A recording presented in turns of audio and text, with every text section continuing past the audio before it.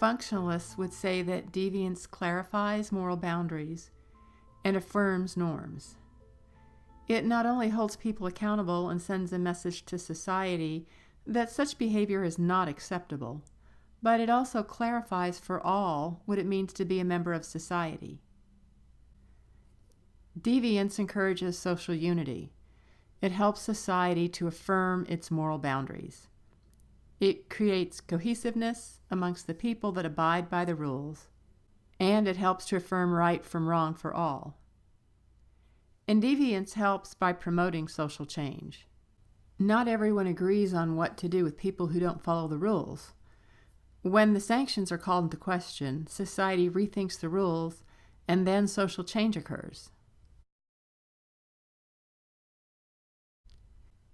Strain theory was developed by sociologist Robert Merton, who said that deviance occurs when a society socializes large numbers of people to desire a cultural goal, such as success, but withholds from some the approved means of reaching that goal.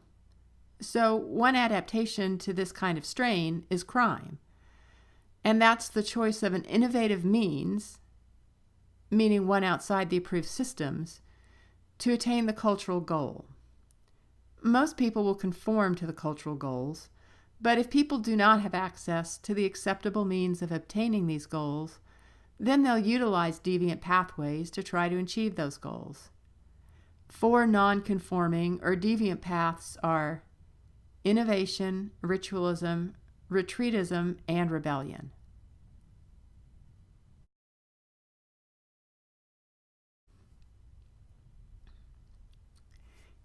Innovators are people that accept the goals of society, but use non-conforming means to reach those goals. Ritualism refers to people that don't question the rules and blindly follow them. Workers that are utterly burned out and should reconsider what they're doing are ritualists. They do things just from force of habit without questioning why they are doing them. Retreatism refers to people who reject the societal goals and the manner in which they're supposed to be achieved. Alcohol and drugs are considered a way of retreating. Rebellion refers to another way of rejecting the regular social goals and means to achieve them, and ways to seek to find new goals and new ways of achieving them.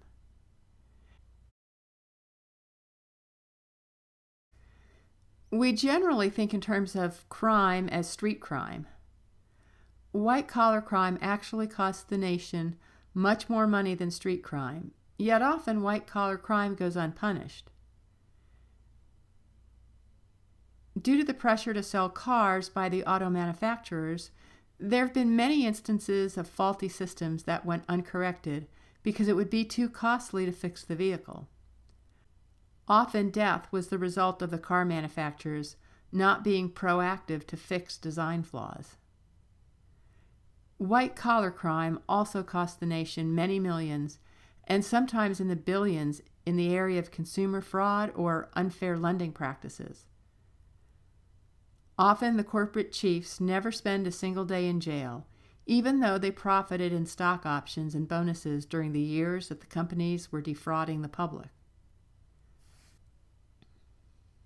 The FBI tracks crime by collecting data in their uniform crime reports. This map helps you think about the violent crime rate by state.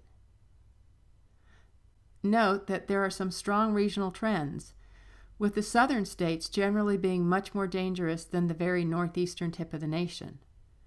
Note that this slide is different than what's in the latest edition of the text, and that the map looks different for the data collected in 2014.